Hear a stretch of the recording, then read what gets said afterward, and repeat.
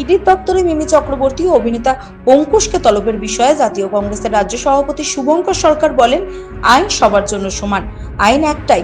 জাতীয় কংগ্রেসের বিক্ষোভ মিছিল ও মহকুমা শাসকের দপ্তরে স্মারকলিপি জমা কর্মসূচি ছিল।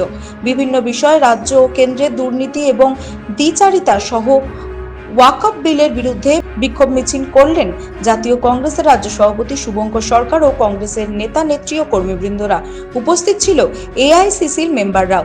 ইডির দপ্তরে মিমি চক্রবর্তী ও অভিনেতা অঙ্কুশের তলব প্রসঙ্গে শুভঙ্কর সরকার বলেন, দেশের আইন একটাই। সাধারণ মানুষের জন্য যে আইন, একটা সেলিব্রিটির জন্য সেই আইন।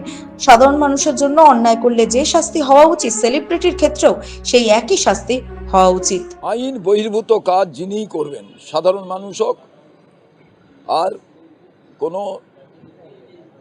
সেলিব্রিটি হোক, কোনো নেতা হোক, নেত্রী হোক, এবং কোনো অসংসদীয় কথাবার্তা বলা কিংবা আনপার্লামেন্টারি কিছু করা, সবটাই অপরাধ।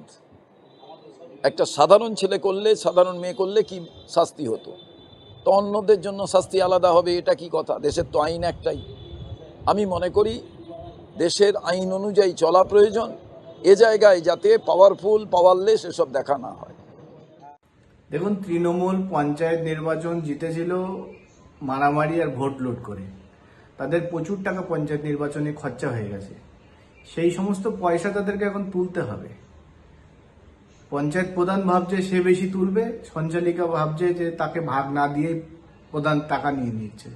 তো এই নিয়ে মারামারি, সাধারণ মানুষ এই সমস্ত নিয়ে বিরক্ত। আগামী কয়েক মাসের মধ্যে সরকারের পরিবর্তন হবে। সাধারণ মানুষের টাকা যাতে নয় না হয়, সেই দিকে নতুন সরকার এসে দেখবে। ততদিন পর্যন্ত সাধারণ মানুষকে এই সমস্ত বিষয় থেকে দূরে থাকার জন্য আবেদন রাখবো।